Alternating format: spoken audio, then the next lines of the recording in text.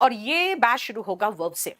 याद रखिएगा, आपका बैच में जब हम पढ़ाएँगे, मैं 2, 3, 4 छोटी बातें बताना चाहती हूँ, क्योंकि बच्चे फिर बाद में परेशान होते रहते हैं कि क्या है, कैसे होगा। मैं इस बैच में पूरा ये कंप्लीट बुक पढ़ाऊँगी। ग्रामर में 20 शीट्स कराऊँगी वोकैब के, और वो शीट्स आपको टेलीग्राम में नीतू सिंह वोकैब करके एक है, वो टेलीग्राम में मिल जाएगा आपको, ठीक है? इसमें आप देखो, इस पेज में सारे चैप्टर्स का नाम लिखा है, ये सारे चैप्टर्स मैं कराऊँगी आपको। तो आज मैं आपको बता दूँ, इस बैच में क्या है, ये सबसे पहले डिस्कस कर लेते हैं। जितने भी तरह के ऑब्जेक्टिव एग्जाम्स है भारत में, हर तरह के ऑब्जेक्टिव एग्जाम्स की तैयारी करने के लिए आपका, अगर आपके पास 8 से 9 महीना है टाइम, तब आराम से क्लास करो, मेरे साथ रेगुलर क्लास करो। और याद रखना, जब रेगुलर क्लास आप लोगे तो आपको महसूस होगा कि बहुत स्लोली एंड स्टेडली हम चलेंगे। और इंग्लिश में बहुत हड़बड़ अगर आपको है, अगर आप बहुत जल्दी में हैं, तो बेटा आप कोई भी एक बैच जो वीओडी बैच है वो ले लेना, ठीक है? अगर आप वीओडी बैच लोगे तो अब अपने स्पीड से देख लेना।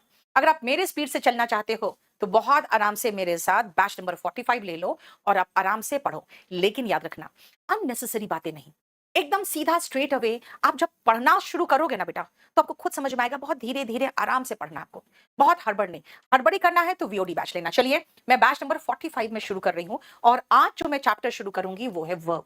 समझो ध्यान से, जब आप इंग्लिश पढ़ते हो तो इंग्लिश पढ़ने में आपको सबसे पहले अगर कभी सेंटेंस बनाना है, तो सेंटेंस बनाने के लिए आपको वर्ब की जरूरत पड़ती है। कैसे? सबसे पहले एक छोटा सा मैं आपको सेंटेंस बोलूं। अगर आपको कहूं कि जाओ, जाओ, गो, जाओ, गो। अगर आपको कह रही हूं जाओ, अगर मैं कहूं मैं जाती हूं, तो आई गो। देखो, अगर मैं कह रही हूं मैं जाती हूं, आई गो। इसका मतलब है कि आपको एक छोटे से छोटा सेंटेंस भी बोलने के लिए एक वर्ब की जरूरत पड़ रही है। जब आप एक वर्ब की जरूरत चाहिए आपको, क्यों? क्योंकि आपको बिना वर्ब के सेंटेंस बनेगा ही नहीं। एक सेंटेंस बिना वर्ब के बनता ही नहीं है। इसीलिए सबसे एक सेंटेंस बिना वर्ब का अगर बनाने की कोशिश करोगे तो बिल्कुल भी नहीं बनेगा। और ये है आपका वर्ब चैप्टर, जहां पे आप जब एक छोटा सा सेंटेंस बनाओगे गो, और अगर कहोगे मैं जाती हूं तो आई गो। देखो, यानी एक सेंटेंस में एक वर्ब बहुत जरूरी है। Without a verb we can not make a sentence. So what is a verb? बेटा, वर्ब का मतलब जो दर्शाता है, डिनोट करता है एक्शन को। एक्शन मतलब जो मैंने कहा आई को, या स्टेट को। स्टेट का मतलब अवस्था होता है। एक्शन जैसे मैंने कहा मैं जाती हूं आई को, अगर मैं कहूं कि मैं I love him, I like him, I adore him, देखो, ये state of mind, state of heart बता रहा है, ये अवस्था बता रहा है। यानी लव जो है ना बेटा, ये आपके दिल दिमाग की अवस्था बता रहा है, अवस्था। और आई गो, ये गो जो है वो क्रिया बता रहा है। इसीलिए क्रिया कौन है? एक्शन। और स्टेट क्या है? अवस्था स्टेट है। याद रखना, यही तो वर्ब है। वर्ब इसी को कहते हैं। सबसे पहले वर्ब का देखो ध्यान से।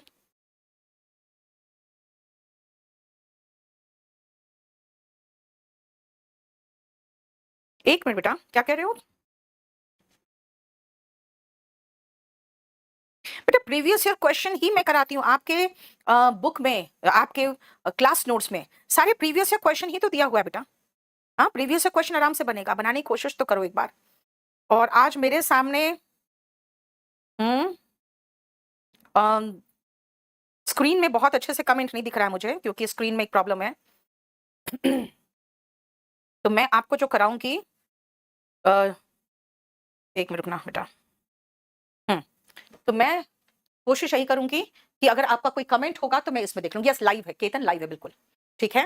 नाउ सी, वर्ब क्या है? क्रिया बताता है, एक्शन बताता है, या अवस्था स्टेट बताता है। रिमेंबर, आप दिन भर में बहुत सारी क्रियाएं करते हो, आप दिन भर सोचते रहते हो, आप दिन भर काम कर रहे हो घर में, ऑफिस में, लेकिन अपनी माँ के लिए, अपने वाइफ के लिए, अपने बच्चों के लिए, या अपने घर वालों के लिए प्यार होता है। यहां पे मैंने क्या कहा कि काम करते हो ऑफिस में, बेटा ये एक्शन है। मैंने कहा प्यार है आपके दिल में, वो स्टेट है। दिमाग में कुछ चलता रहता है, वो स्टेट है। पहले समझो, मैंने कहा कि आप काम करते हो। याद रखना, जब हम वर्ब के टाइप्स की बात करते हैं ना, तो हम आते हैं डायनेमिक वर्ब में, मैंने आपको कहा कि आप काम करते हो डायनेमिक वर्ब्स में, और आते हैं जो दिमाग में चल रहा है, आपके दिल में जो है बेटा, वो स्टेटिव वर्ब्स है। आप ध्यान से सुनना, जो दिमाग में चल रहा है आपको, आप सोच रहे हो, थिंक। जो आपके दिल में है, क्या है? प्यार, है ना? काम करते हो, आई वर्क। देखो मैं पढ़ाती हूं, आई टीच। बेटा ये सारे डायनेमिक वर्ब्स है जिनको आप करते हुए दिखा सकते हो, जो एक्शन है करते हुए दिखा सकते हो। तो स्टेटिव वर्ब क्या है? स्टेट बताने वाला वर्ब। स्टेट मतलब भाई आपको सिर्फ दिल में क्या चल रहा है, दिमाग में क्या चल रहा है, आपकी अवस्था क्या है, ये बताता है। यानी कि जो डायनेमिक वर्ब है वो डिनोट करता है एक्शन। जो डायनेमिक वर्ब है वो डिनोट करता है एक्शन, और जो स्टेटिव वर्ब से वो डिनोट करता है स्टेट। अब देखो ध्यान से बेटा, जो मैंने अभी आपको कहा, लेकिन अगर हम कहें कि भाई देखो डायनेमिक वर्ब और स्टेटिव वर्ब पढ़ा रही हूं मैं, आप कहोगे मैम क्यों पढ़ा रहे हो, रीजन क्या है? ऐप पर तो क्लास होगी, क्लास चल रही है स्नेहा, ऐप पे चल रही है क्लास। तो आप कहोगे कि मैम क्यों पढ़ा रहे हो, डायनेमिक वर्ब और स्टेटिव वर्ब हमें पढ़ने की जरूरत क्या है ना? कोई कारण हो पढ़ाने का? बेटा पढ़ाने का कारण क्या है मैं आपको बता देती हूँ। डायनेमिक वर्ब जो होता है वो एक्शन बताता है, बेटा वो क्रिया बताता है। स्टेटिव वर्ब दिमाग के दिल की अवस्था बताता है। और सुनो ध्यान से, अगर हम स्टेटिव वर्ब की बात करते हैं बेटा, जो स्टेट बताता है, इनको हम जनरली आईएनजी फॉर्म में नहीं लगाते, और वो टेंस में बहुत इंपॉर्टेंट चीज है, बहुत इंपॉर्टेंट है कि जो स्टेटिव वर्ब होता है ना, ये सामान्यता जनरली ये आईएनजी फॉर्म में do not come in V1 ING form. और याद रखना, जब हम आपको टेंस पढ़ाते हैं तो कॉन्टिन्यूअस टेंस में इसका पूरा एक लिस्ट देते हैं। क्यों? क्योंकि बहुत सारे ऐसे वर्ब्स हैं जो दिल में चल रहा है, दिमाग में चल रहा है, जो हमारे अंदर है, जो फीलिंग है, लेकिन हम उनको आईएनजी फॉर्म में नहीं लिखते क्योंकि उनको करते हुए नहीं दिखा सकते। अब आप खुद सोचो, अगर मैं कहूं मेरे पास एक गाड़ी है, तो आप सोचते हो ना गाड़ी है यानी गाड़ी है, पजेस कर रही हूं, मेरे पास है। I have a car, I own a car, I possess a car. अगर मान लो हम चाय से ज्यादा कॉफी को प्रेफर करते हैं, तो ये एक्शन थोड़ी है जो आप होता हुआ दर्शा सकते हो। आप कहोगे I prefer coffee to tea, है ना? अगर मैंने कहा लव, तो बेटा लाइक भी तो होगा, लव है तो हेट भी होगा। यानी कि दिल में आप किसी को लाइक करते हो, दिल से आप किसी को नफरत करते हो, उसको पता भी नहीं चलेगा अगर आप कोई एक्शन नहीं दिखाओगे तो। यानी ये सारे वर्ब्स हैं, बहुत सारे और वर्ब्स है बेटा, ये आईएनजी फॉर्म में नहीं आते, ये आईएनजी फॉर्म में नहीं आते। ठीक है मीनू, इस बैच की टाइमिंग बेटा 6 से 7:30 होती है। अब सुनो ध्यान से, अगर हम डायनामिक वर्ब की बात करें ना बेटा, तो डायनामिक वर्ब का मतलब होता है जो जिस तरह से आप किसी चीज को आप एक्शन दिखाना चाहते हो। अब खुद सोचो, मैं वर्क करती हूँ, मैं टीच करती हूँ, बेटा तुम पेन और पेपर लेके बैठ के स्टडी कर रहे हो, है ना? उसके बाद कोई आपका दोस्त बैठ के यूट्यूब में वॉच कर रहा है कुछ भी, ठीक है? ये सारे एक्शन से देखो, अगर मैं आती हूं, मैं जाती हूं, ये सारे ये क्या है? सब ऐसे एक्शन है जो आप करते हुए दिखा सकते हो। देखो मैं लिख रही हूं, आई एम राइटिंग, तो ये सारे ऐसे एक्शन से जो एक्शन है करते हुए दर्शा सकते हो, वो डायनेमिक वर्ब से। बेटा मैंने कहा बैंक पीओ हो, एसएससी हो, स्टेनोग्राफर हो, सीपीओ हो, सीजीएल हो, सब बैच के लिए।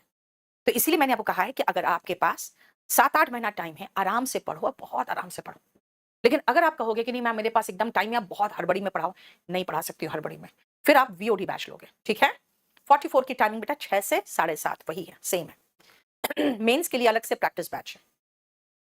अब आओ बेटा, मेंस का बैच चल रहा है अभी रात को 10 बजे, तो इसीलिए मैं अभी यूट्यूब में कुछ दिनों तक बहुत ज्यादा समस्या हो गया है मुझे, क्योंकि 4 दिन आपका रहता है मेंस का बैच, फिर उसके बाद मेंस में सब कुछ नया पढ़ाना है, सब नया प्रैक्टिस कराना है। तो मैं जो आपका फ्री बैच था वो मेंस तक अभी थोड़ा सा डामाडोल हो रहा है क्लास, इसीलिए। देखो डायनेमिक वर्ब होते हैं जो एक्शन दर्शाते हैं, स्टेट वर्ब होते हैं जो स्टेट यानी अवस्था दर्शाता है। हम काम करते हैं, पढ़ाती हूं मैं, आप पढ़ते हो, वो टीवी देख रहा है, गो कम राइट, ये सब करते हुए दिखा सकते हो। लेकिन अगर मैं किसी के बारे में सोच रही हूँ, मैं उससे प्यार करती हूँ, उसको पसंद करती हूँ, है ना, उससे नफरत करती हूँ, मैं कोई चीज प्रेफर करती हूँ, मेरे पास है, ये सब कोई एक्शन नहीं है, तो ये आईएनजी फॉर्म में नहीं होता। राइट बोलो, क्लियर? बताओ। क्लियर? यस मौसम, नहीं समझ में आया ये? Dynamic verb and stative verb, आप कहोगे मैम ठीक है समझ में आ गया। डायनेमिक वर्ब एक्शन बताता है, स्टेटिव वर्ब स्टेट बताता है, लेकिन पढ़े क्यों हम इसको? बेटा इसलिए पढ़ना है क्योंकि स्टेटिव वर्ब आईएनजी फॉर्म में नहीं आता। स्टेटिव वर्ब आईएनजी फॉर्म में नहीं आता। स्टेटिव वर्ब आईएनजी फॉर्म में नहीं आता। कहां पढ़ोगे? टेंस में पढ़ोगे। कहां पे? टेंस में। टेंस के कॉन्टिन्यूअस टेंस में हम एक लंबा सा लिस्ट देंगे आपको और कहेंगे देखो इसमें आईएनजी फॉर्म नहीं आएगा। ये है इसका इंपॉर्टेंस। चलो अब दूसरा वर्ब, अगेन आपको याद करना है बेटा, ध्यान से समझना। वर्ब आपको याद करना है। वर्ब कौन से याद करना है बेटा? आपको जो वर्ब याद करना है वो हेल्पिंग वर्ब की हम बात नहीं कर रहे हैं अभी। हेल्पिंग वर्ब तो हेल्प करता है बस। आपको जो याद करना है ना वो मेन वर्ब याद करना है। अगेन सुनना, ये जो हेल्पिंग वर्ब है ये भी दो है। एक तो प्राइमरी हेल्पिंग वर्ब है, प्राइमरी हेल्पिंग वर्ब। बेटा हेल्पिंग वर्ब का एक और नाम है ऑक्सिलरी वर्ब। याद रखना, हेल्पिंग वर्ब को हम एक और नाम से बुलाते हैं, वो है ऑक्सिलरी वर्ब। ठीक है? और जो मेन वर्ब है वो मेन है, मेन है भाई, मेन काम करता है। अब सुनो, helping verb primary helping verb है और मॉडल्स भी है। ठीक है? प्राइमरी हेल्पिंग वर्ब और मॉडल्स क्या बातें बताएंगे। पहले सुनो, मेन वर्ब बेटा आपको रटना पड़ेगा। और मेन वर्ब कैसे रटोगे वो अभी मैं लिस्ट बताऊंगी आपको, कहां से मिलेगा, आपको कैसे रटोगे। पहले आ जाओ हम लोग ये खत्म कर ले प्राइमरी हेल्पिंग वर्ब और मॉडल्स। ध्यान रखना, हेल्पिंग वर्ब क्या करेगा बेटा? हेल्पिंग वर्ब हेल्प करेगा और क्या करेगा? तो मेन वर्ब क्या करेगा भाई? मेन वर्ब का काम करेगा। मतलब भाई मेन वर्ब मेन एक्शन दर्शाता है, ये डिनोट करता है main action, main action denote करता है। और ये जो हेल्पिंग वर्ब है ना बेटा ये सिर्फ हेल्प करता है। ओके, और क्या करता है? सुनो, जो प्राइमरी हेल्पिंग वर्ब है ना,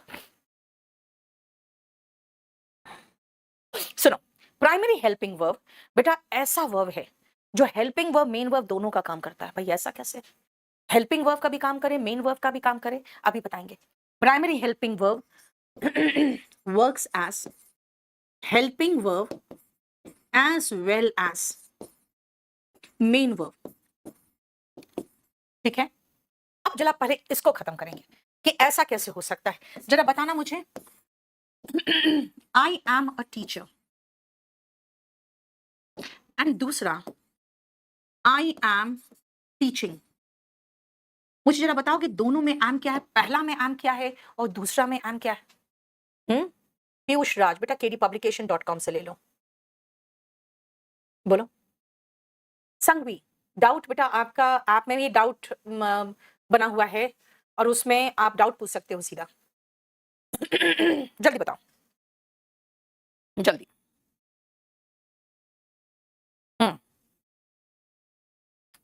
पहला में यस अभिलाषा, वेरी गुड। पहला में हेल्पिंग वर्ब, पहला में हेल्पिंग वर्ब, अरे नहीं यार, पहला में अकेला है, ये अकेला है और इसके अलावा कोई वर्ब नहीं है बेटा। आर्टिकल है ये, ए एंड द आर्टिकल है। आर्टिकल के बाद जो अकेलौता वर्ड है वो नाउन होगा और ये जो है ना ये सब्जेक्ट है, जो करने वाला होता है वो सब्जेक्ट होता है। ठीक है? आपका एक डेमो क्लास लोड होगा, आप उसमें देखना। ठीक है?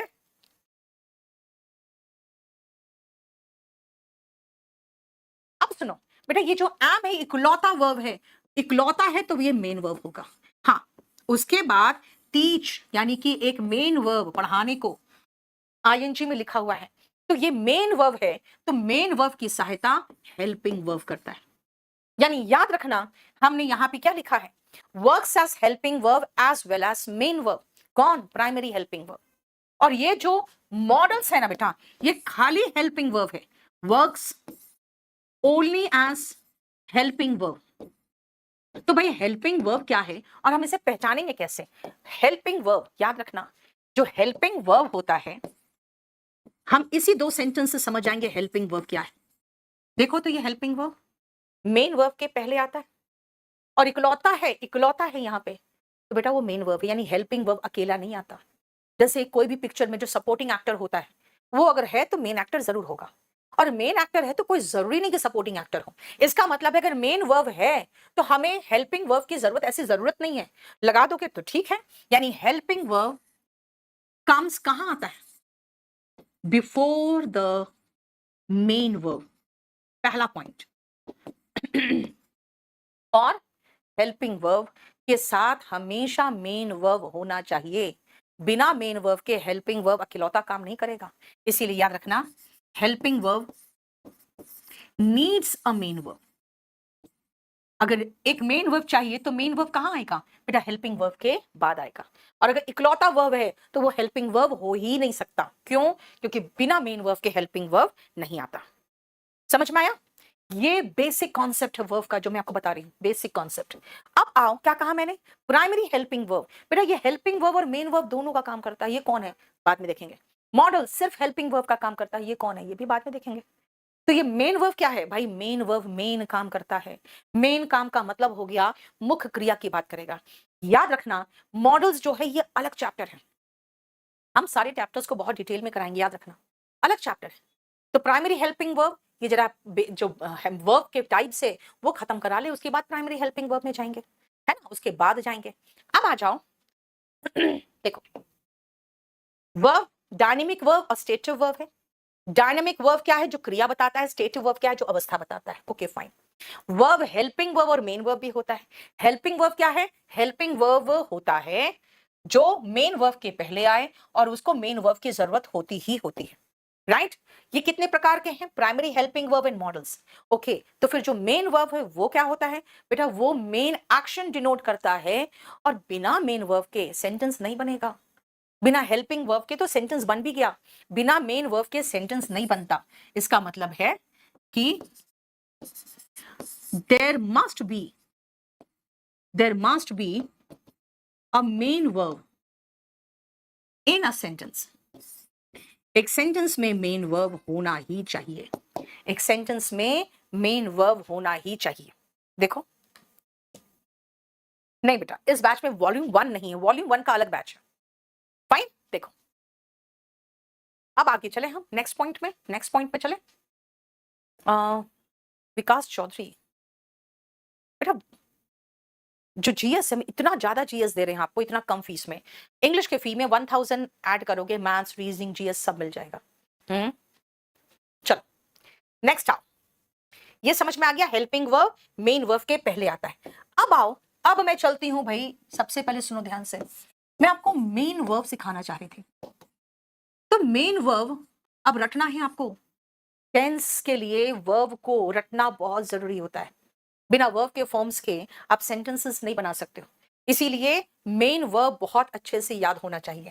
देखो मेन वर्ब जब रटना शुरू करोगे ना तो आप पढ़ोगे रेगुलर वर्ब्स, ठीक है, एंड इररेगुलर वर्ब्स, ये दोनों पढ़ोगे, रेगुलर वर्ब्स और इररेगुलर वर्ब्स। राइट, अब सुनो रेगुलर वर्ब्स क्या होते हैं। इसमें जो V1 V2 और V3 होता है ना, इसमें V1 में हम ed ऐड करते हैं तो ये V2 और V3 बन जाता है। ठीक है, लेकिन इतना आसान नहीं है, अभी बताऊंगी कैसे। इतना आसान क्यों नहीं है? क्योंकि इसमें भी कुछ चक्कर है। लेकिन इररेगुलर वर्ब्स तो बड़ा पंगा करता है, ये याद करना पड़ता है। क्यों? क्योंकि इसमें अगर मैं ऐसे कहूं गो, तो इसका सेकंड फॉर्म वेंट है और थर्ड फॉर्म गॉन है। इसका मतलब तीनों फॉर्म्स अलग अलग है। चलो दूसरा, सिट, सैट, सैट, इसमें देखो दो फॉर्म सेम है यार, क्या है प्रॉब्लम? देखो तीसरा, पुट, पुट, पुट, भाई तीनों फॉर्म सेम है। यही तो पंगा है, इरेगुलर में कोई नियम कानून कुछ भी नहीं है। इरेगुलर में कोई भी नियम कानून नहीं है। Go, went, gone, all forms are different. यहां पे sit, sat, sat, two forms different, पूरा ही लिख देती हूं मैं, टू फॉर्म्स आर सेम। और जरा देखो यहां पे put, put, put, all forms, यानी जितने तीनों फॉर्म्स इसके, ऑल फॉर्म्स यानी ऑल थ्री कर दो, ये हम थ्री फॉर्म्स ही बात कर रहे हैं, all three forms are same. देख रहे हो, है ना?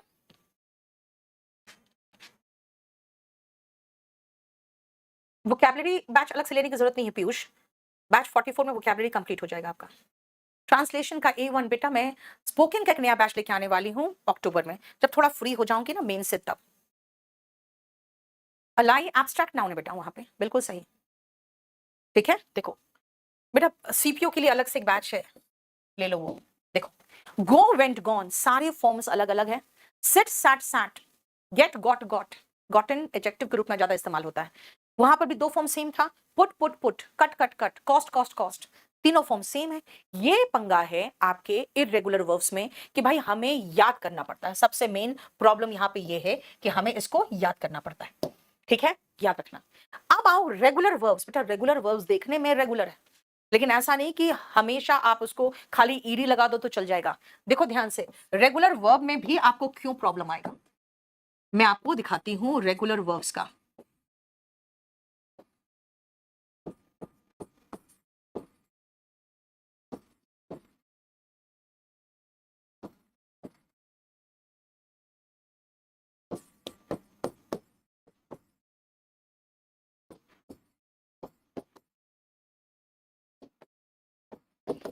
V1 V2 V3 बस इतना ही दिखा रही हूं आपको।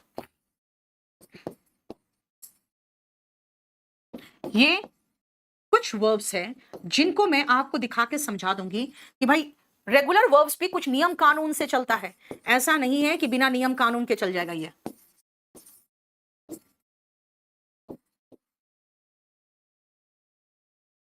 देखो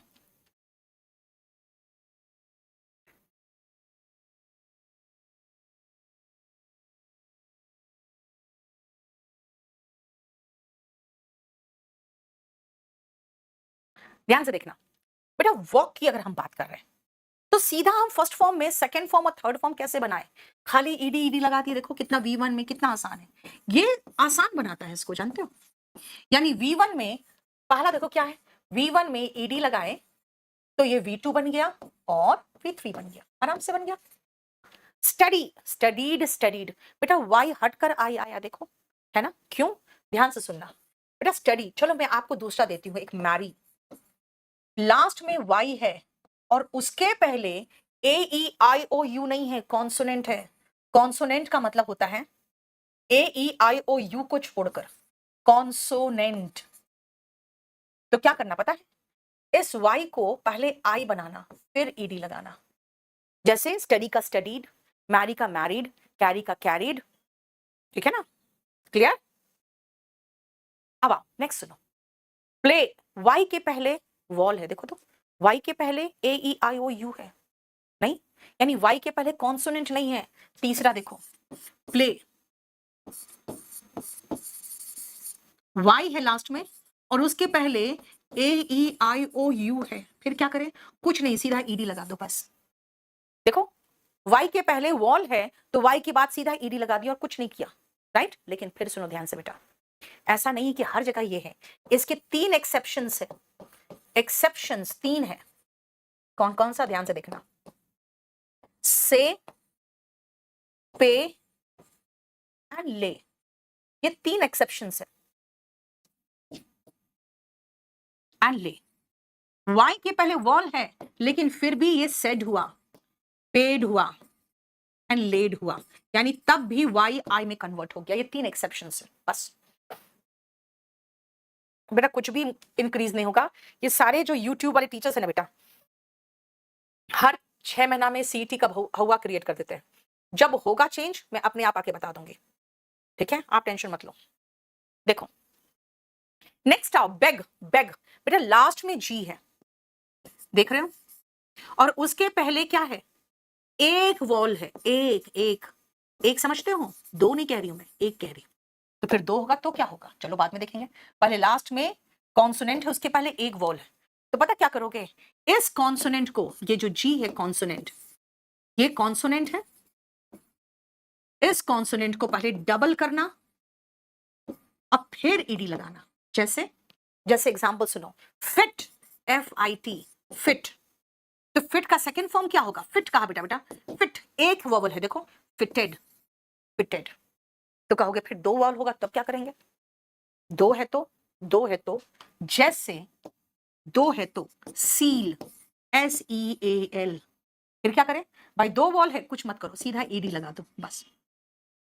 एक है तभी डबल, और बेटा वो सुनाई भी देना पड़ेगा चाहिए आपको, फिटेड, बेग्ड, यानी वो डबल वाला फीलिंग भी आ रहा है ना। देखो वो डबल फीलिंग भी तो आना चाहिए।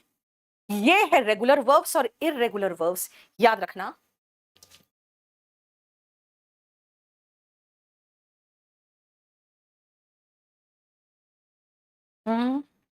एक मिनट,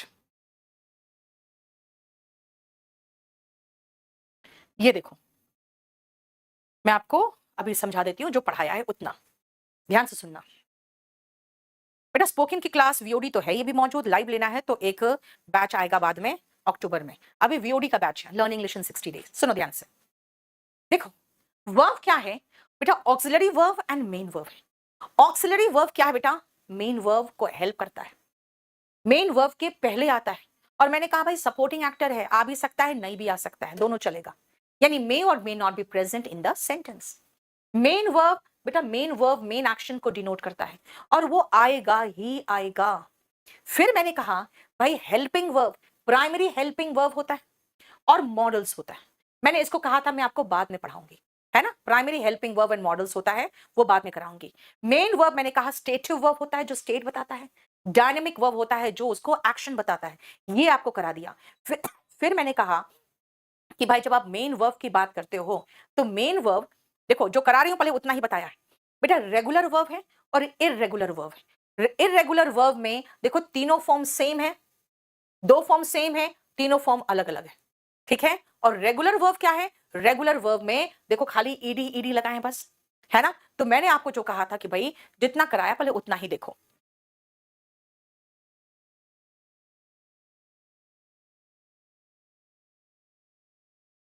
क्लियर, बोलो कोई प्रॉब्लम। बेटा वो क्या बुक से वो क्या आप तो कर ही लो।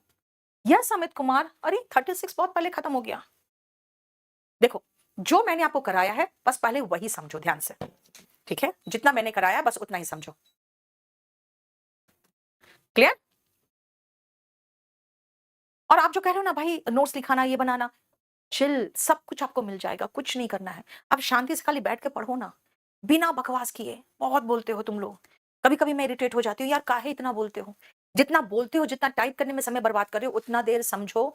आपको मैं ट्रस्ट करो मेरी बात, 3 महीने में आपको समझ में आ जाएगा यार सब कुछ तो हो रहा है, क्यों बकवास कर रहे हैं। और अगर आप बहुत हड़बड़ी में हो बेटा तो फिर आप लाइव बैच मत लेना, क्योंकि आपके अकॉर्डिंग में नहीं चलूंगी, ठीक है ना। आप लेट हो चुके हो, आप 25-30 साल तक आप सोचोगे कि हाँ आप तैयारी करेंगे, और फिर कहोगे मेरा सीपीयू में आखिरी चांस है मैम, हमको जल्दी करा दीजिए। भाई आपको जल्दी है, मेरे पास 18-19-20 साल के बच्चे बैठे हैं, उनको +2 के स्पीड में नहीं करना है, ठीक है। चलो नेक्स्ट। अब देखो हमने आपको रेगुलर इररेगुलर वर्ब्स करा दिया, बेटा ध्यान से सुनना, आज आपको फॉर्म्स ऑफ वर्ब्स दूंगी मैं। फॉर्म्स ऑफ वर्ब्स में अराइज, अरोज, अराइजन, देखो उसके बाद बेर, बोर, बॉर्न, ये सारा आपको रटना पड़ेगा। ये सारे देखो आईएनजी और एसईएस फॉर्म तो कोई ज्यादा कोई प्रॉब्लम नहीं है, आईएनजी और एसईएस फॉर्म का तो कोई दिक्कत ही नहीं है, वो तो आप देख लोगे। हमें फर्स्ट फॉर्म, सेकंड फॉर्म और थर्ड फॉर्म ये रटा हुआ चाहिए बिल्कुल पूरी तरह से। First form, second form and third form ये पूरा रटा हुआ चाहिए। और याद रखना रेगुलर वर्ब्स आएगा तो देखना आपको आराम से दिखेगा, यार कुछ नहीं, ई में खत्म हो रहा है तो खाली डी लगाया है, एक्ट है तो एक्टेड है, एड है तो एडेड है, एडमायर में पहले से ई लगा है तो खाली डी लगाया, ईडी लगाना है तो पहले से क्या है ई है तो डी लगा दिया। देखो एडवाइस में पहले से ई लगा है तो डी लगा दिया, है ना। और उसके बाद आप देखोगे सब में वैसे ही है, ठीक है। क्लियर।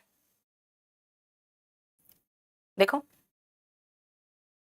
ये पूरा कंप्लीट फॉर्म्स ऑफ वर्ब्स आप जल्दी से याद कर लोगे ना, तो फिर मेरे लिए प्रॉब्लम यह है कि मेरे लिए प्रॉब्लम नहीं होगा कि जब मैं आपको कराऊंगी कुछ तो उसमें हमको दिक्कत नहीं होगा, ये सारा कंप्लीट खत्म कर लोगे तो, ठीक है। अब आओ नेक्स्ट सुनो ध्यान से, अभी हम अगेन वर्ब में ही है, वर्ब में ही है। नेक्स्ट आओ फिर से वर्ब के टाइप को देखेंगे, और एक तरह से डिवाइड होता है verb. Verb transitive,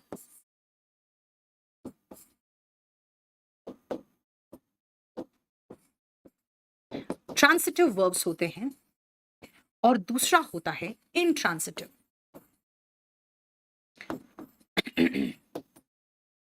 transitive verbs and intransitive verbs, ध्यान से देखना।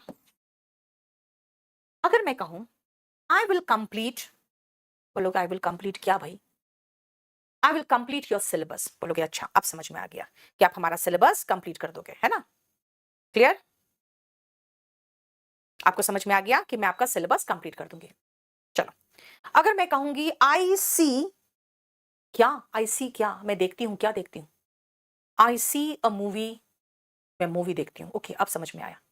अगर मैं कहूंगी कि आई ओपेंड, कहोगे आई ओपेंड क्या, क्या ओपन किया आपने? आई ओपेंड द बुक। ओके, अब समझ में आया, बुक की बात कर रहे हो। यानी जब तक आप ऑब्जेक्ट नहीं लगा रहे हो, मीनिंग ही नहीं समझ में आ रहा क्या बोलना चाह रहे हो। मैंने कहा मैंने देखा, आई सॉ, कहोगे किसको भाई, किसको देखा, किसको? ओके, हिम लिखा है, अब समझ में आया। आई सॉ, क्या देखा आपने, क्या देखा? अ मूवी, अब समझ में आया।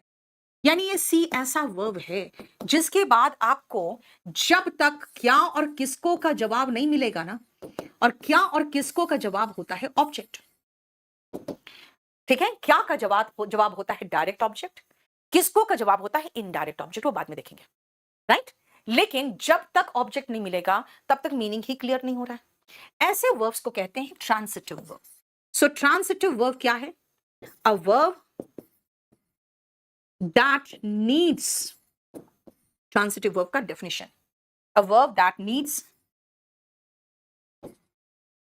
an object, a verb that needs an object for the sentence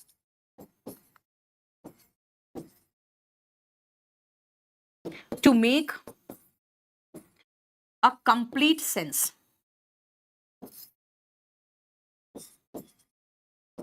जब तक आपको ऑब्जेक्ट नहीं दूं मैं, आपको मीनिंग समझ में ही नहीं आ रहा है वाक्य का, that is called transitive verb. Transitive verb बिना ऑब्जेक्ट का मीनिंग नहीं देता। फिर कहोगे मैम क्यों पढ़ा रहे हो ट्रांसिटिव वर्ब, इन ट्रांसिटिव वर्ब क्यों पढ़ा रहे हो, क्यों? रीजन बेटा सुनो, रीजन क्या है? उसका रीजन ये है कि ट्रांसिटिव वर्ब का हिस्सा पैसिव वॉइस बनता है। इसीलिए मैं ट्रांसिटिव और इनट्रांसिटिव समझा रही हूं कि आगे जाके जब आपको पैसिव वॉइस सिखाऊंगी ना, तो पहले भाई ऑब्जेक्ट हो तब ना मैं पैसिव वॉइस बताऊं, है ना? ट्रांसिटिव वर्ब्स होते हैं कैन टेक पैसिव फॉर्म, यानी पैसिव वॉइस सिर्फ इन्हीं का बनता है, पैसिव फॉर्म। अब आते हैं इनट्रांसिटिव वर्ब क्या है, ध्यान से देखना।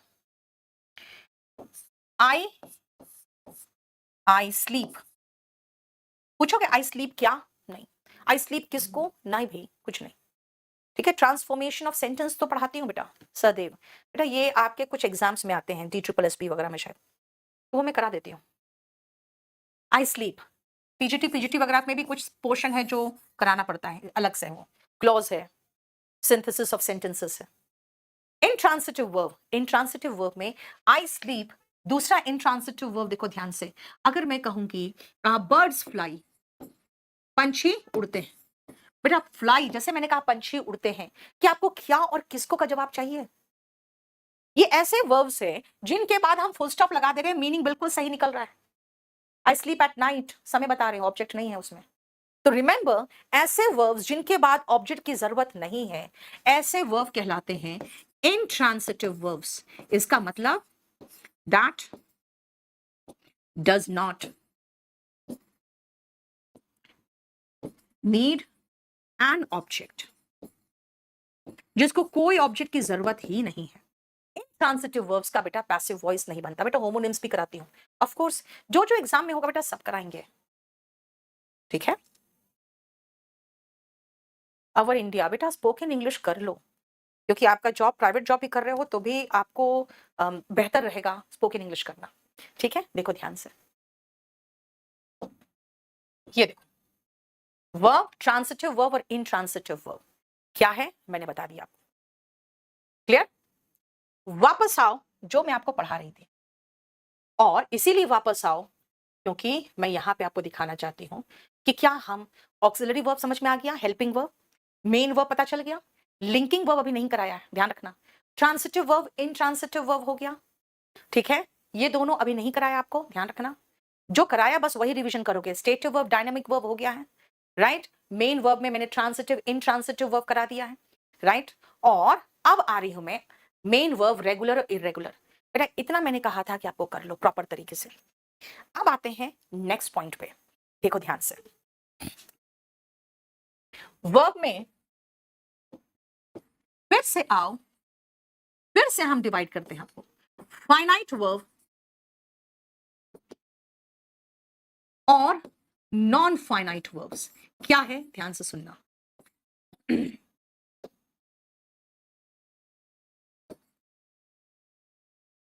क्या है, हर तरह का वर्ब्स जान लो ताकि आपको हेल्प हो, समझ में आए कि भाई करते कैसा। बेटा एनडीए वगैरह बड़े आराम से निकलेगा, ठीक है। एक बैच कोई ले लो, एनडीए वगैरह सब निकलेगा। अच्छा फाइनाइट वर्ब देखो ध्यान से। अगर मैं आपको सेंटेंस दूं, आई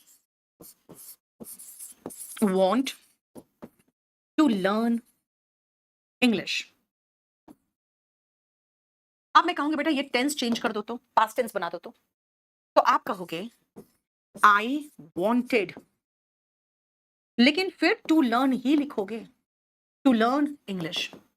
अब मैं कहूंगी भाई आई की जगह पे जरा ही लगा दो, तो थर्ड में जैसे आप ही लगाओगे ना, याद रखना टेंस पढ़ते हैं कि ही के साथ सिंगुलर वर्ब आता है और सिंगुलर वर्ब में एस ईएस लगता है। तो he wants to learn English.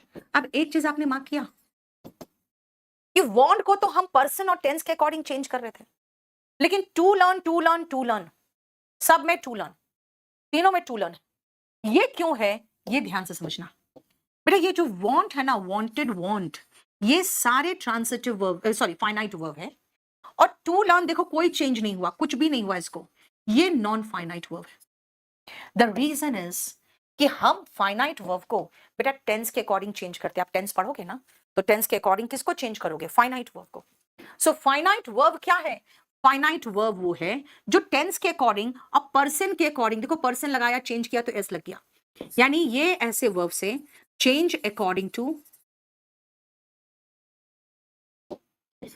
Tense and person, tense और पर्सन के अकॉर्डिंग चेंज करता है। अब नॉन फाइनाइट क्या है, that do not change according to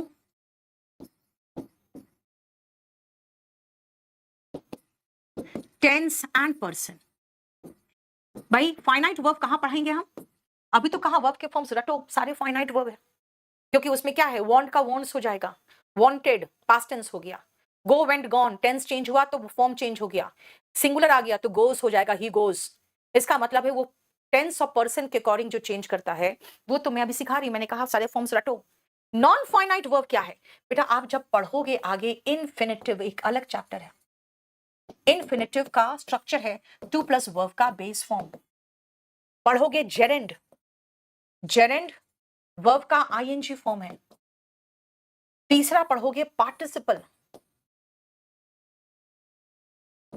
participle, ये पार्टिसिपल में भी अलग अलग है, प्रेजेंट पार्टिसिपल, पास्ट पार्टिसिपल और परफेक्ट पार्टिसिपल, छोड़ो भी, ठीक है। यानी आप देख लो तो फाइनाइट और नॉन फाइनाइट वर्ब में, ये फाइनाइट वर्ब पूरा हम टेंस में पढ़ते हैं जिसके फॉर्म्स रट्टा मार रहे हो, और नॉन फाइनाइट वर्ब में तो भाई अलग डिफरेंट चैप्टर में चल जाएंगे, है ना। किस में चलेंगे, इन्फिनिटिव, जेरेंड, पार्टिसिपल वगैरह में, ठीक है।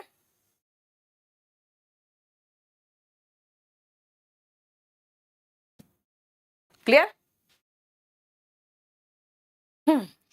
गोल्डन रूल्स का बेटा बहुत अच्छे से जितना जरूरी था उतना पढ़ा चुकी हूं मैं। अब बाकी चैप्टर्स करा देंगे, लेकिन अभी मेंस खत्म होने तो उसके बाद कराएंगे। देखो ये सारा मैं कराते जा रही हूं, बस एक बचा है, कौन सा जरा बताना आप खुद ही सोच के, कौन सा बचा है। हाँ? सबसे पहला पेज में आओ, लिंकिंग वर्ब।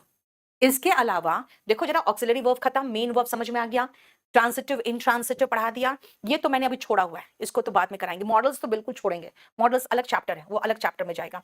स्टेटिव डायनामिक हो चुका, देखो ट्रांसिटिव इंट्रांसिटिव हो गया, फाइनाइट नॉन फाइनाइट हो गया, मेन वर्ब में रेगुलर इरेगुलर हो गया, सारे फॉर्म्स याद करने। अब आ जाओ, एक पोर्शन बचा हुआ है and that is linking verb. आपको जितना समझाना है उससे ज्यादा मैं पढ़ा दे रही हूं। लिंकिंग वर्ब्स ध्यान से सुनना बेटा, I am a teacher.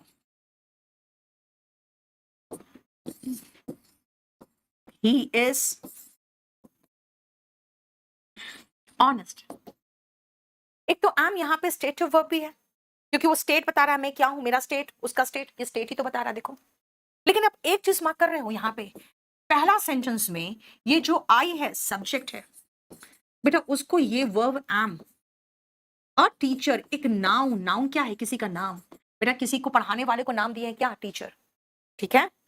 देखो नाउन से जोड़ा है, मैंने आपको एक बेसिक कॉन्सेप्ट का क्लास लोड किया होगा, एक बार उसको जरूर देख लेना, राइट। नेक्स्ट सुनो, ही इज ऑनेस्ट, बेटा अगेन सब्जेक्ट के साथ इज लगाया मैंने, यानी इज लगाया, और ऑनेस्ट, ऑनेस्ट क्या है, इसकी विशेषता बता रहा है, विशेषता बताने वाले शब्द को एडजेक्टिव कहते हैं। ये एक प्रोफेशन का नाम है, देखो आर्टिकल के बाद नाउन आता है, और ये विशेषता बताने वाला शब्द है जिसको एडजेक्टिव कहते हैं। आपको नहीं लग रहा है इस सब्जेक्ट को एडजेक्टिव से लिंक करना और इस सब्जेक्ट को नाउन से लिंक करने के लिए इस am और इसका प्रयोग हो रहा है? नहीं, तो यही तो लिंकिंग वर्ब है। तो लिंकिंग वर्ब क्या है, ये है लिंकिंग वर्ब, ये है लिंकिंग वर्ब। लिंकिंग वर्ब क्या है, लिंकिंग वर्ब ज्वाइन करता है, जॉइंस, किसको ज्वाइन करेगा भाई, सब्जेक्ट को किसी नाउन से या किसी को उसी की विशेषता एडजेक्टिव से, सब्जेक्ट को नाउन से और सब्जेक्ट को उसी की विशेषता बताने वाले एडजेक्टिव से ज्वाइन करता है। ये मैं यहां लिख दूं, सब्जेक्ट को उसके नाउन से जोड़ेगा, जोड़ा, या फिर सब्जेक्ट को उसी के एडजेक्टिव से जोड़ेगा, राइट। और यही है लिंकिंग वर्ब। देखो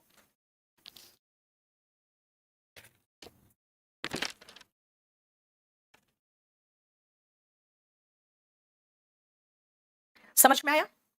तो आज आपका होमवर्क है, ध्यान से सुनना। सबसे पहले शुरुआत आपको सारा पीडीएफ मिल जाएगा, वर्ब क्या है एग्जांपल्स के साथ देखते रहना। अभी आपको ये वाला पूरा पोर्शन नहीं करना है, प्राइमरी ऑक्सिलरी वर्ब और मॉडल्स को डिटेल में मैं कराऊंगी, ये पूरा देखते हुए ये पूरा कंप्लीट देखना, ये पूरा कंप्लीट देखना, ये पूरा कंप्लीट, और उसके बाद सारे फॉर्म्स ऑफ वर्ब्स रट जाना, सारे फॉर्म्स ऑफ वर्ब्स बेटा याद करना शुरू कर दो, क्योंकि बिना फॉर्म वर्ब, उसके बाद देखो, उसके बाद आप अपना टेस्ट भी ले सकते हो, आपको ये पीडीएफ मिलेगा जिसमें आप अपना टेस्ट भी ले सकते हो। और अगर आप कहोगे कि भाई मेरे पास मैम पीडीएफ से पढ़ने का मन नहीं करता है, तो बेटा आप फिर ये किताब ले लेना kdpublication.com से, आपको पीडीएफ पूरा कंप्लीट मिल जाएगा आपके ऐप में, और थोड़ी देर में, मुझे लगता है लोड भी हो चुका होगा, थोड़ी देर में लोड भी हो जाएगा। बेटा कोई भी एग्जाम दे रहे हो, आप कोई भी एक स्पेशल बैच ले लो, बहुत हड़बड़ी में हो तो वीओडी ले लेना, आराम से 7 से 8 महीना पढ़ सकते हो मेरे साथ, तो फिर बैच नंबर 45 ले लेना। हर्षी मैंने बता दिया बेटा, 7-8 महीना लग जाता है आराम से। वॉल्यूम 1 का भी अलग से कोर्स है, वो भी चाहो तो ले सकते हो। पीडीएफ आपको मिल जाएगा आपके ऐप में केडी लाइव, पहले तो जाके केडी लाइव में ऐप में डाउनलोड करो और वहां से बैच नंबर 45 ले लेना। सीपीयू के लिए वीओडी, हाँ सीपीयू का भी वीओडी है बेटा, बैच नंबर 32 उसमें डाला हुआ है, वो भी अच्छा बैच है। मेरा मान के चलो 8 महीना, बढ़िया से करो ना यार, आराम से करो ना। इंग्लिश ऐसी चीज नहीं जो रात में हड़बड़ हड़बड़, जानते हो एक दो स्टूडेंट इतने इरिटेटिंग आ जाते हैं ना, जिनको लेना चाहिए एक्चुअली वीओडी कोर्स, वो ले लेंगे लाइव, उसे कहेंगे मैडम रेगुलर क्लास करो। अरे भाई मैं रेगुलर कर भी तो तुम्हारे बस की बात नहीं है पचाना इंग्लिश, ठीक है। इसीलिए मैं आपको बहुत आराम से कराऊंगी, आफ्टर 7 to 8 मंथ्स आप देखोगे यार सब कुछ आ गया, ठीक है। थोड़ा सा याद रखना बेटा, ये पूरा कंप्लीट पीडीएफ आपका कलरफुल होगा, और अगर सेम पीडीएफ